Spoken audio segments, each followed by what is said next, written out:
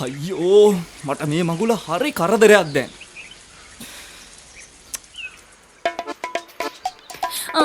මං හිතුවේ නෑ මම මෙච්චර ඉක්මනට කරදරයක් වෙයි කියලා. අනේ මං රැවටුණා. මොනවද අනේ මේ කියන්නේ? ඇයි දැන් කිව්වේ මේ මගුල කරදරයක් කියලා? පිස්සුද? මම මේ කිව්වේ බිස්නස් එක. ඇයි අහන්නේ? ඕඩර්ස් බලන්නත් ඕන, කස්ටමර්ස්ලාට කෝල් කරන්නත් ඕන. ඊට පස්සේ රෑ එළි වෙනකම් වේ බිල් ලියන්නත් ඕන. එක්සෙල්ම කීයද? හේමදියට වෙලාවට ඕඩර්ස් ටික එවුවේ නැත්නම් රිටර්න් කරනවා. අනේ මන් දන්නේ මට මේ ඔන්ලයින් බිස්නස් කෙරුවා මාර ස්ට්‍රෙස්. අයියෝ ළමයෝ. බිස්නස් කරන්න මෙච්චර සිස්ටම් තියෙද්දිත් අයියෝ මේ ස්ට්‍රෙස් වෙලා. කොහෙද අනේ ඔන්ලයින් බිස්නස් වලට සිස්ටම් තියෙන්නේ? මොකද නැත්තේ? ඔයා ස්ටෝමේට් එකට කතා කරන්නකෝ. එයා ළඟ ඔන්ලයින් බිස්නස් වලටම හදපු සිස්ටම් එකක්ලු තියෙන්නේ. ෆ්‍රී යූස් කරලා බලන්න පුළුවන්.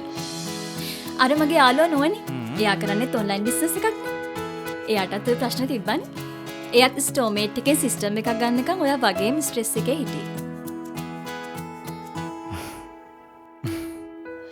ඔයාගේ ඔන්ලයින් බිස්නස් එකේ තියෙන ඩුප්ලිකේට්, රිටර්න්, එක්සෙල්, වේබිල් ඇතුළු එකී මෙකී නොකී හැම ප්‍රශ්නයකටම විසඳුම් ස්ටෝමේට් අපෙන්.